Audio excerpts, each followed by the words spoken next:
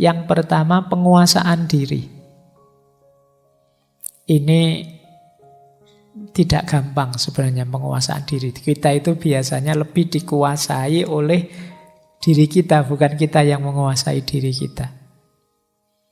Kita sulit mengontrol nafsu, kita sulit mengontrol ambisi, kita sulit mengontrol keinginan. Itu berarti kita tidak mampu menguasai diri.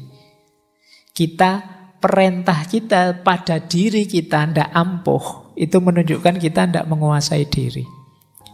Wahai diriku, mbok ya kamu itu rajin ngaji. Kok tidak ampuh? Itu berarti kita belum menguasai diri. Wahai diriku, mbok kamu itu jadi orang baik kayak yang di TV-TV itu loh misalnya. Kalau ini latihannya ya. Yang pertama ada pembiasaan, yang kedua ada perencanaan, yang ketiga ada tipsnya, strateginya.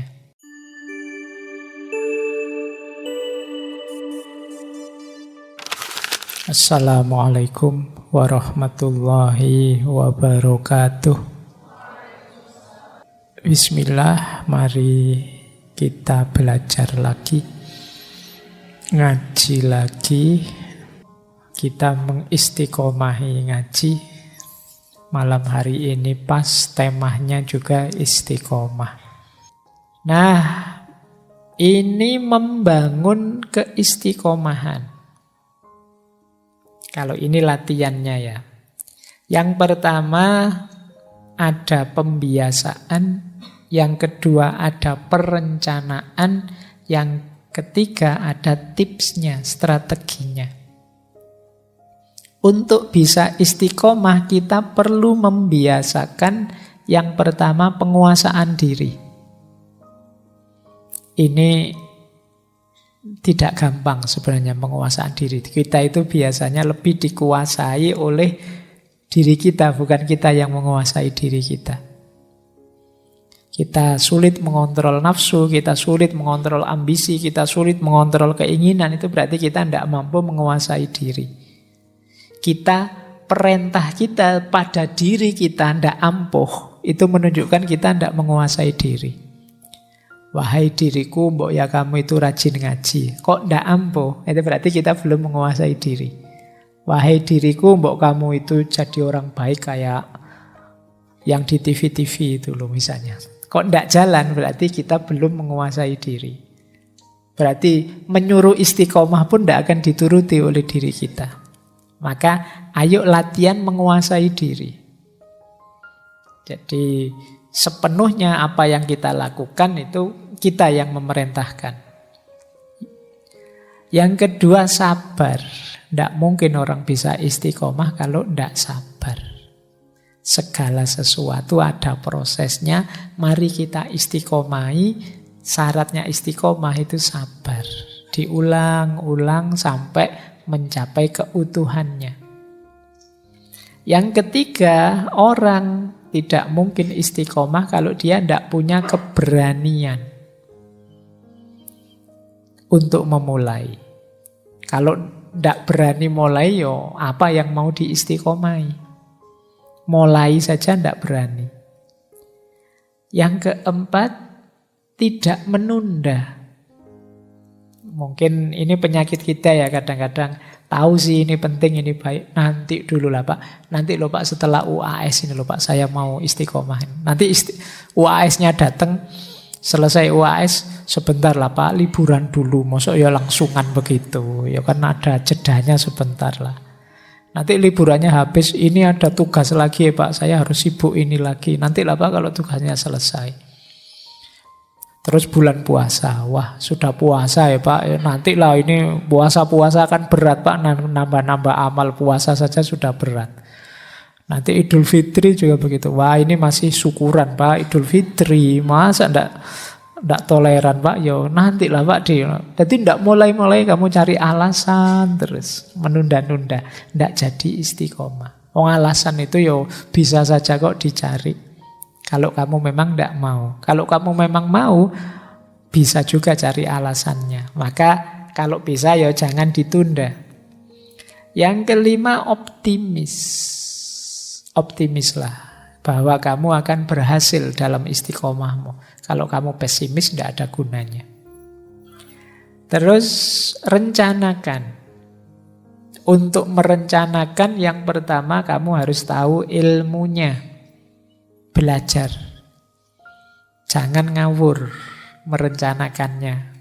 Saya mau mengistiqomai ini, mengistiqomai itu, ya harus tahu ilmunya, apa yang harus diistiqomai. Yang kedua, dalam perencanaan targetkan hal-hal yang memang realistis untuk kapasitas kita. Jangan membaca cerita-ceritanya para sufi. Syekh sufi ini setiap hari sholat 2000 rakaat misalnya. Wah, saya pengen kayak gini Pak Ais. Tidak mungkin lah, itu prek sudah kalau kalian. Yang realistis saja lah, levelmu. Mengistiqomai yang mungkin saja. Terus percaya diri bahwa kamu mampu, ini penting. Kalau kamu tidak pede, tidak jalan. Bikin schedule. Bikin reminder, pengingat. Sekarang banyak fasilitas pengingat. Mungkin HP-mu, mungkin arlojimu, mungkin temanmu, dan lain sebagainya. Reminders. Ini untuk merencanakan. Kalau sudah, ada beberapa tips yang penting. Yang pertama apa? Gunakan motivational tool. Apa saja yang membuatmu lebih mudah mengistiqomai sesuatu. Pak, saya tertolong dengan HP ini sehingga saya tidak terlalu banyak terpengaruh oleh teman saya yang toksik. Nah, misalnya ini ayo sediakan kalau gitu. Jadi alat-alat pendukungnya. Mungkin butuh tempat kos yang tenang, mungkin butuh warung yang murah, mungkin butuh apa? Cari yang mendukung. Yang kedua, self reward. Boleh kamu memberi imbalan dirimu. Kalau sukses istiqomah. Alhamdulillah Pak, 1 bulan ini saya bisa mengistiqomai setiap hari ngaji 1 juz. Sekarang hadiahnya boleh beli di restoran yang paling mahal yang bisa saya jangkau makannya. Misalnya ini self reward namanya. Boleh kalian menghadiahi dirimu. Tidak usah nunggu dihadiahi orang, tidak mungkin lah. Hadiahi dirimu sendiri. Wong kamu ulang tahun aja ya ndak ada yang mengucapkan. Wis hadiahi dirimu sendiri saja. Alhamdulillah saya sukses ini. Rewardnya adalah ini untuk dirimu. Syukur-syukur rewardnya yang lebih menguatkan istiqomahmu. Terus strategi lagi, lanjutkan. Meskipun kadang khilaf.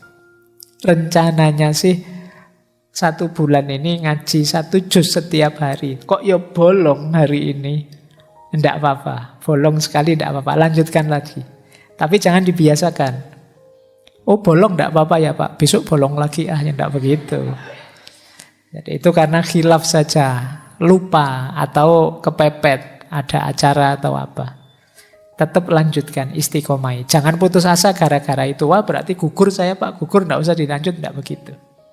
Lanjutkan, dimulai dari awal lagi tidak apa-apa. Kemudian boleh mencari recharge moment. Ya hidup ini tidak harus serius terus, ada istirahatnya. Imbangi dengan kegiatan-kegiatan rekreatif, kegiatan hobi dan lain sebagainya, tidak apa-apa. Jangan sepenuh waktumu isinya istiqomah semua. Yo, puyeng kamu bisa KO kamu ya.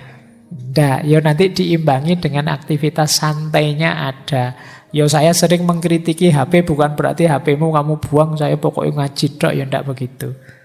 Sekali-sekali ditengok tapi jangan mabuk HP.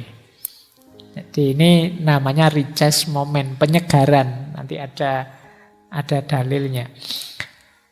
Singkirkan pikiran buruk, hindari pengaruh buruk. Ini penting. Untuk membangun keistiqomahan. Saya lanjutkan. Nah, ini yang sering jadi musuhnya orang yang mau istiqomah. Bosan. Ngaji ini mungkin teman-teman yang sudah mati-matian mengistiqomai banyak yang bosan. Bosen Pak ya ngajinya kayak gini-gini terus. Mungkin kamu sering diserang rasa bosan. Lawan rasa bosan itu kalau kamu yakin yang kamu lakukan kebaikan. Gimana caranya melawan rasa bosan?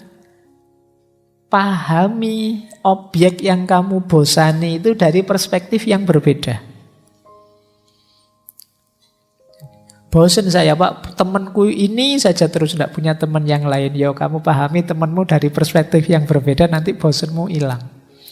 Kamu bosen karena kamu lihat temanmu dari sudut pandang itu terus selama ini. Nah kebaikan juga begitu. Kamu ulang-ulang terus, ya mungkin kamu bosen ngaji ini tadi. Misalnya kamu bosen, mungkin karena kamu lihat materinya.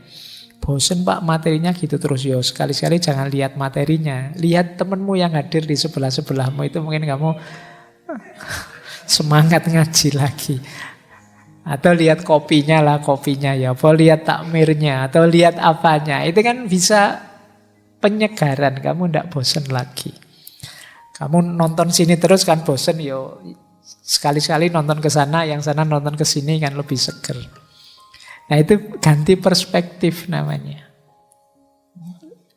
Kuliah misalnya bosen Pak ketemu dosen itu lagi 4 tahun loh Pak. Misalnya, ya salahmu sendiri kamu fokus ke situ terus. Wong yang lain juga masih banyak yang enak dilihat selain dosennya. Jadi ini namanya ganti sudut pandang. Tapi jalan terus yang diistiqomai meskipun dengan perspektif yang baru. Imbangi dengan me time. Tadi ya, olahraga, rekreasi, hobi, tidak apa-apa. Ya jangan serius terus. Untuk mengurangi bosen, enak kalau ada teman yang bisa berbagi. Mungkin minatnya sama, yang diistiqomai sama. Nah, ini lebih meringankan dalam kebosanan. Coba ngaji ini 1:1. Yang ikut ngaji 1 sama saya saja. Itu mungkin dia kalau sudah bosen mungkin dia tidak datang lagi. Tapi kalau banyak teman gini kan enak, saling curhat, saling ngomong. Kamu bosen ya? Iya saya bosen. Tapi kan sebenarnya kita tidak boleh ya bosen kayak gini. Iya ya, yuk ayo. Lalu kan enak. Kalau ada teman enak, kamu bisa saling membantu, saling menguatkan. Terus mengistiqomai hal-hal positif agama ya lebih enak lagi kalau kita berkumpul dengan orang-orang di frekuensi yang mendukung. Makanya istilahnya berkumpul dengan orang-orang soleh. Frekuensinya sangat mendukung istiqomah kita. Dan tentu saja ayo menjaga dari pengaruh yang mengeruhkan. Jadi hal-hal yang negatif yang menghalangi istiqomah. Terakhir tentu saja berdoa. Ini yang bisa mengatasi rasa bosan kita. Nah ini buahnya. Saya ambil lagi dari beberapa ayat biar kamu percaya bahwa saya tidak ngarang. Ben kotok koyo ngaji tenanan ya bulan ini koyo ngaji beneran di masjid ini. Buahnya istiqomah apa? Jangan khawatir, dijanjikan oleh Al-Quran kalau kita mampu istiqomah, aneka anugerah akan diberikan oleh Allah pada kita. Jadi misalnya dari surat Al-Jin ayat 16 itu, wa allawistaqomu alat thoriqati la asqainahum ma'an hodaqo. Dan jika seandainya kalian bisa istiqomah atas jalan yang lurus, kata Allah la asqainahum ma'an hodaqo. Jadi sungguh kami akan mencurahkan pada kalian ma'an hodaqo. Ma'an hodaqo itu air segar. Jadi ini isyarat bagi anugerah yang menyegarkan hidup kita, menggembirakan kita. Jadi kalau teman-teman mungkin sedang sumpek hatinya, merasa banyak masalah, mencari jalan keluarnya susah, butuh kesegaran dalam hidup, istiqomai kebaikan-kebaikan yang memang bisa kita jalankan. Ini bisa jadi jalan, hadirnya anugerah Allah. Jadi kalau kita mampu mengistiqomai sesuatu, nanti Allah akan memberikan anugerahnya. Pak, saya mengistiqomahkan setiap habis subuh saya nulis, Pak. Yo tidak ketang, apa tidak ketang ini? Orang ketang maksudnya. Ya meskipun hanya 1-2 halaman, pokoknya saya istiqomahin nulis. Itu nanti kalian akan ketemu panennya di belakang. Dari istiqomahmu nulis. Apapun yang kamu istiqomahin nanti mesti ada panennya di belakang. Ini anugerah-anugerah dari Allah. Saya mengistiqomahkan kalau sore baca, Pak. Nah, ini anugerah Allah. Tapi tadi ya rumusnya kebenaran dan kebaikan. Tidak sekedar, Pak, saya itu sekarang kalau mau tidur pasti baca WA misalnya. Enggak itu. Enggak ada hubungannya dengan ini. Jadi kamu, ini kan juga istiqomah, Pak. Iya, tapi ranahnya bukan itu yang dimaksud. Jadi istiqomah dalam kebenaran kebaikan agama. Oke, sekarang kita akrab sekali kan dengan HP itu. Mau tidur ya buka HP. Bangun tidur, tangannya nyari-nyari kemana ya HP yang dicari lagi. Nggak tidur-tidur sebelum HP-nya dibunyikan sampai tertidur. Nah, cuma ini tidak termasuk kategori istiqomah. Jadi istiqomah itu ya, Pak saya buka HP Pak, tapi ngaji loh Pak saya. Sebelum tidur ngaji dulu, ngajinya lewat HP ya. Kalau ini nggak apa-apa. Cuma saya nggak percaya. Oke. Terus yang kedua, jangan lupa ada ayat yang secara tegas menyatakan istiqomah itu membuahkan ketenangan. Innalladzina qalu rabbunallah tsumastaqamu fala khaufun alaihim wala hum yahzanun. Sesungguhnya orang-orang yang berkata Allah Tuhan kami, kemudian mereka beristiqomah, maka tidak ada rasa takut dan rasa sedih dalam diri mereka. Ini bisa dibalik memahaminya, kalau kita masih banyak gelisah, banyak ketakutan-ketakutan, banyak kesedihan-kesedihan, jangan-jangan kita ini tidak punya andalan kebaikan yang kita istiqomai. Tidak ada amal yang secara mantap kita lakukan dan kita konsisteni. Sehingga hidup kita sering gelisah. Wong batin kita sendiri memang tidak mantap. Orang yang mampu beristiqomah itu segala galau, segala gelisah dalam batinnya akan tergusur. Ini janjinya Al-Quran. Nah, makanya tadi saya minta ayo dipilih ini. Amal, kesunahan dan lain sebagainya itu banyak sekali. Pilihlah yang kita mampu untuk kita istiqomahi. Kalau dalam tradisi agama India ada istilah sakti. Sakti itu kalau kita melakukan semedi tertentu, yang mengistiqomai aktivitas batin tertentu, dia akan jadi kesaktian kita. Jadi daya yang luar biasa. Bahkan ada yogi-yogi India itu yang mungkin teman-teman sering dengar ceritanya, yang melakukan aktivitas tertentu yang dia jadi luar biasa karena itu. Pernah saya baca itu ada yang mengangkat tangan saja sampai puluhan tahun. Gini terus ngangkat tangan. Dan dia ampuh gara-gara itu. Jadi semedinya ngangkat tangan. Ada yang kepala di bawah. Ada yang mungkin teman-teman sering lihat gerakan-gerakan yoga. Itu ada yang mengistiqomahkan gerakan tertentu. Dan muncul saktinya dari situ. Ya, makanya nenek moyang kita dulu kan terkenal dengan konsep-konsep semacam ini. Meskipun sekarang mungkin sudah lenyap khazanah-khazanah semacam ini. Kamu tidak betah tirakat. Jadi padahal luar biasa. Al-Quran menyebut la khaufun alaihim wa la hum yahzanun. Orang itu yang secara kontinu melakukan kebaikan, mengistiqomahi amal baik tertentu, orang ini akan tenang hidupnya. Tidak ada susah, tidak ada gelisah, dan tidak ada rasa takut. Yang ketiga, dilanjutkan lagi, kita akan dapat perlindungan.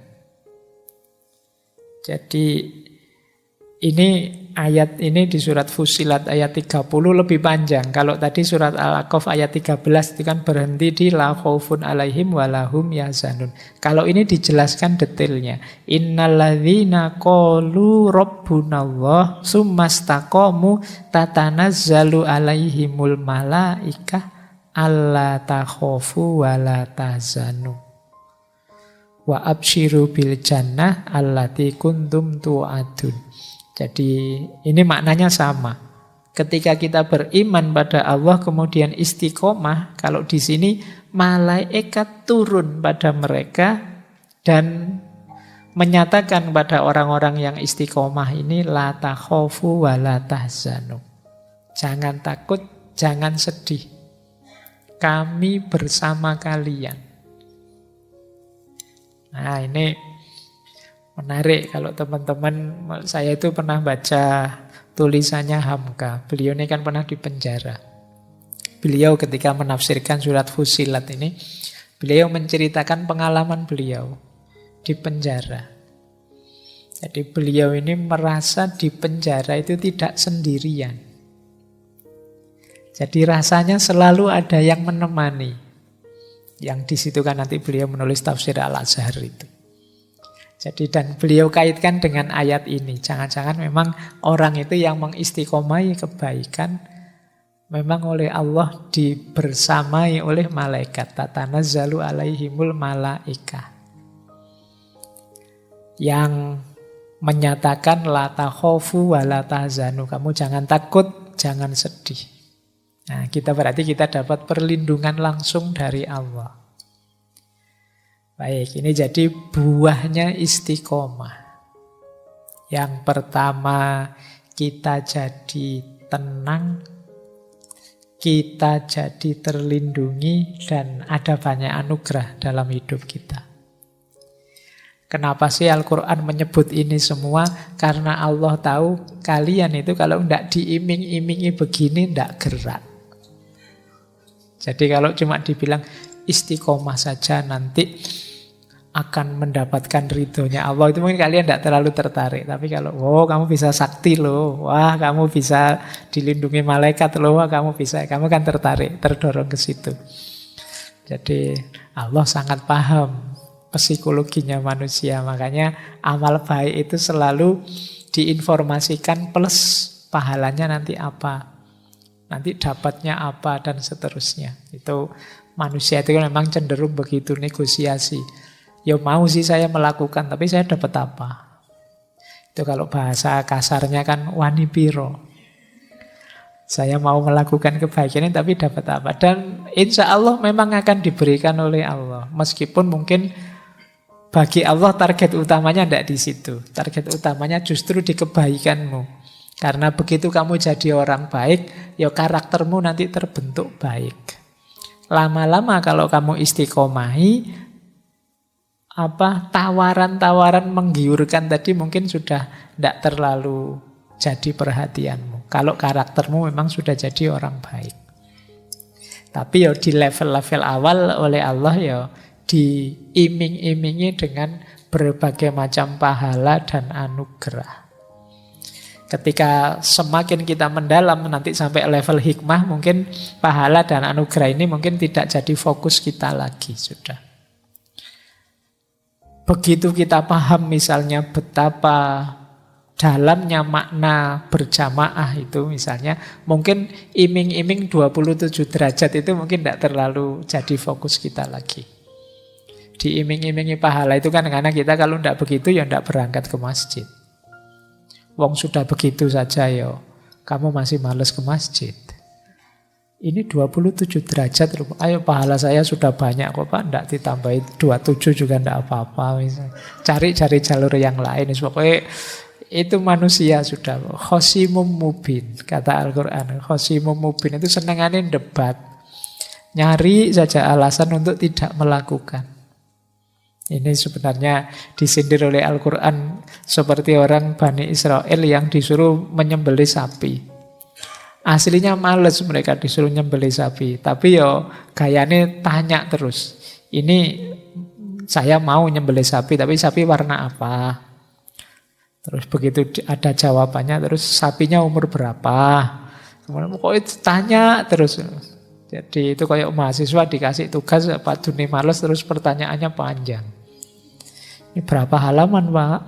Ini nanti saya harus gimana Pak? Kalau ada begini terus gimana Pak? Jadi dosennya mungkin saking jengkelnya sakar mulah pokoknya ada tugasmu ngumpul.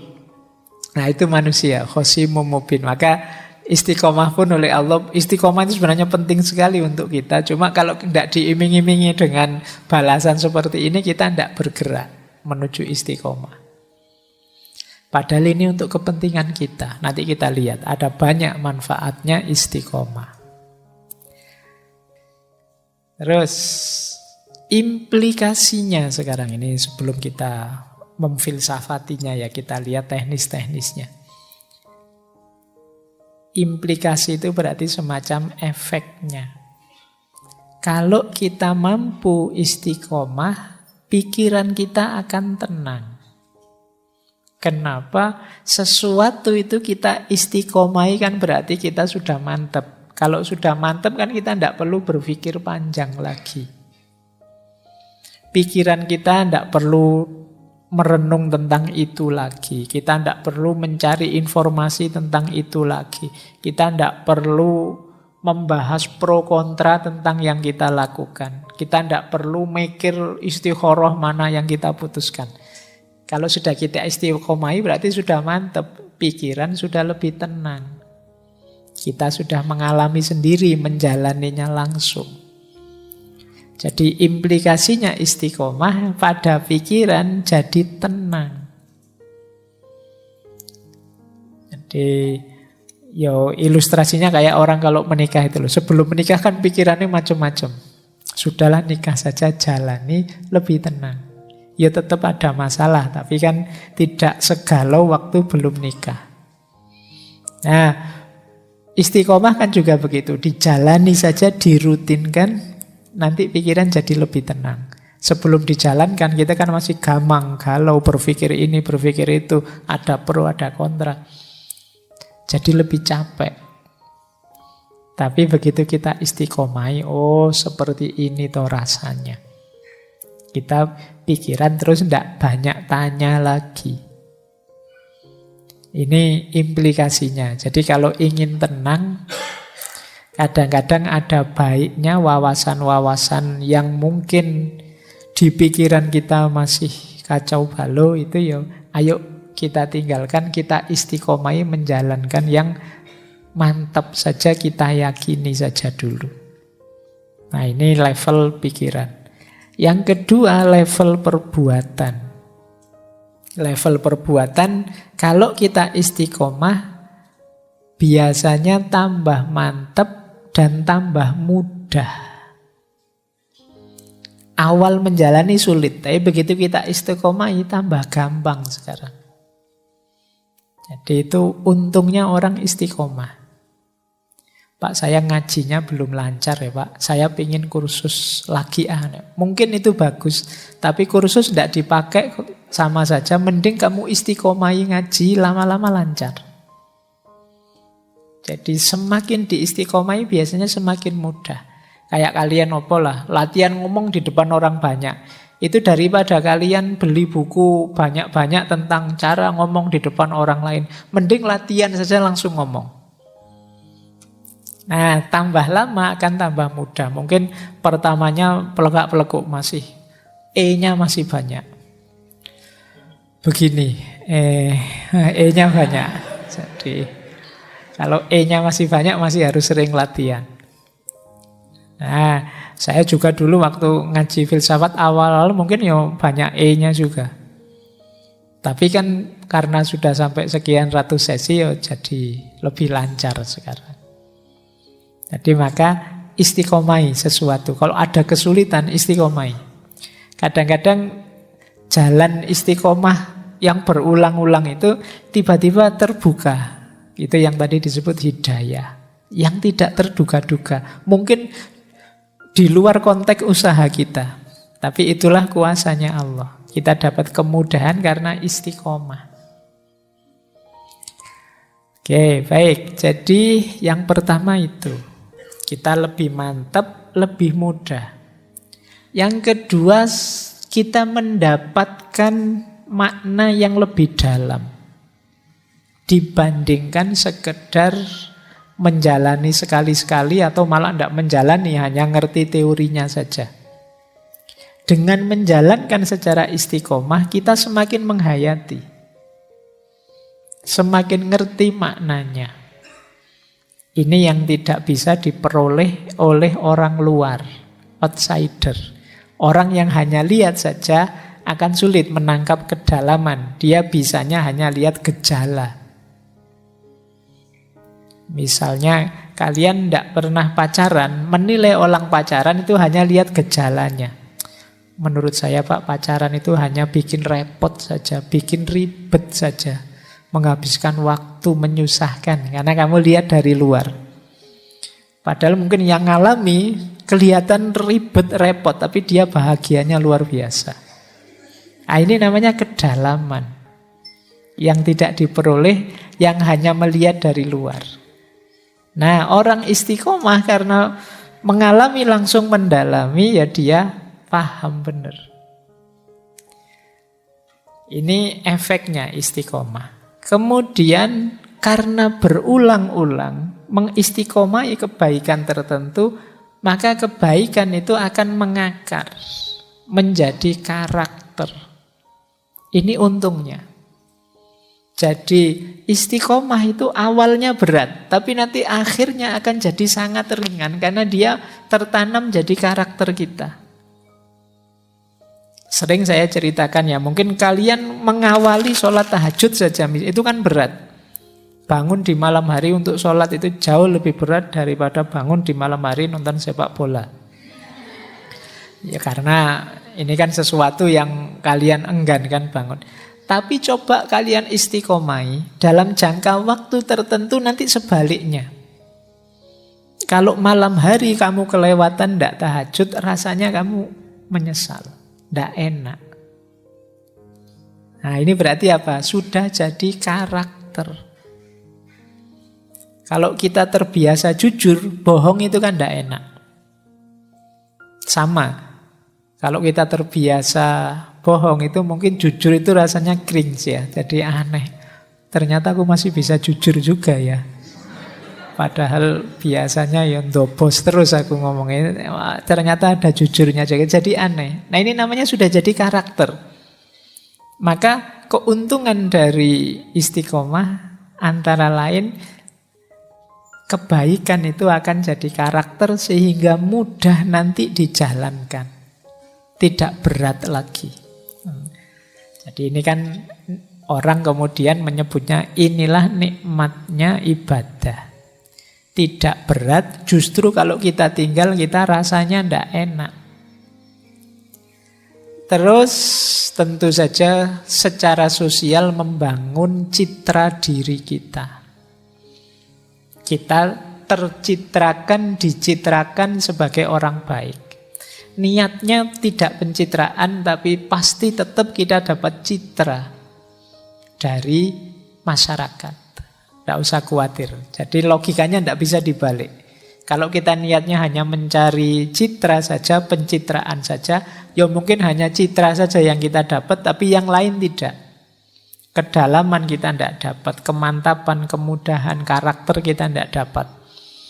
Tapi kalau kita nawaitunya memang istiqomah dalam kebaikan, tidak menarget citra sama sekali, ya kita akan dapat semua termasuk citranya. Nah ini implikasinya istiqomah. Yang ketiga, yang spiritual. Orang itu kalau mengistiqomai kebaikan, maka kebaikan yang dia istiqomai itu paling tidak akan berfungsi 5 secara spiritual. Yang pertama fungsi tawajud. Tawajud itu dia akan membawa kita pada kesadaran mengenai yang maha wujud. Membawa pada kesadaran ilahiyah.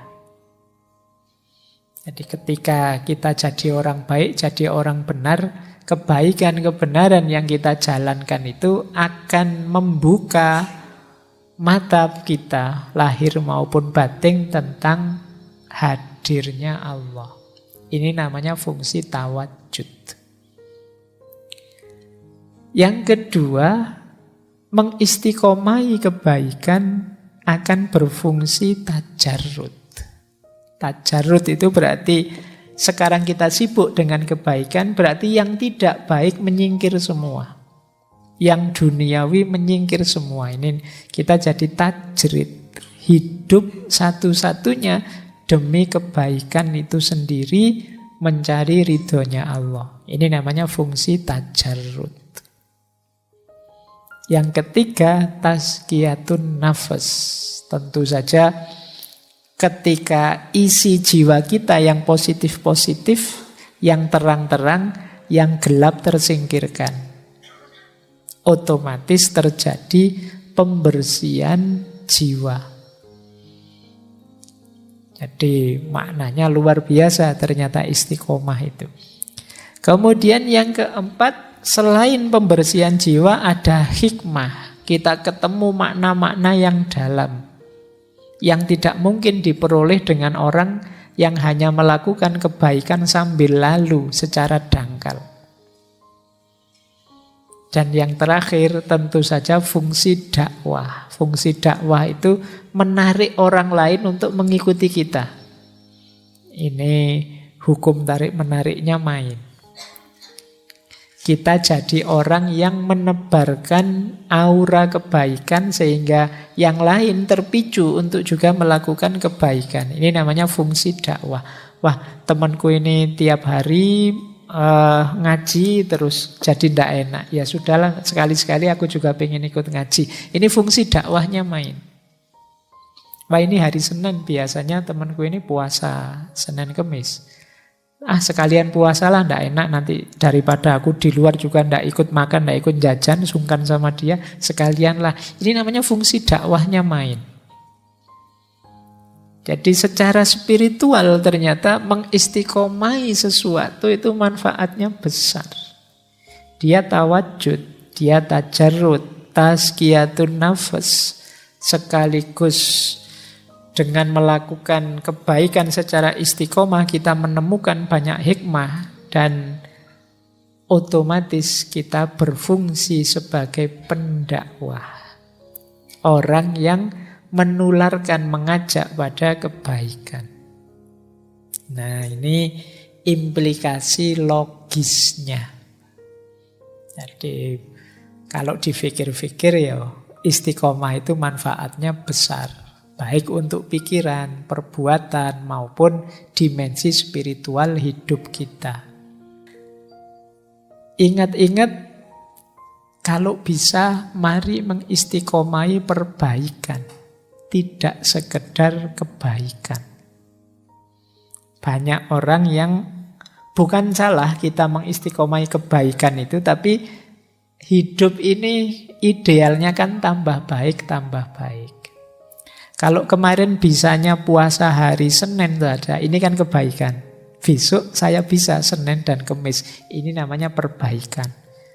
Yang seperti ini jangan dituding, wah kamu ndak istiqomah. Kalau Senin ya Senin saja terus. Ndak. Jadi istiqomah itu ya mengistiqomai perbaikan, tidak sekedar kebaikan. Lanjutkan istiqomahkan perbaikan diri yang terus-menerus.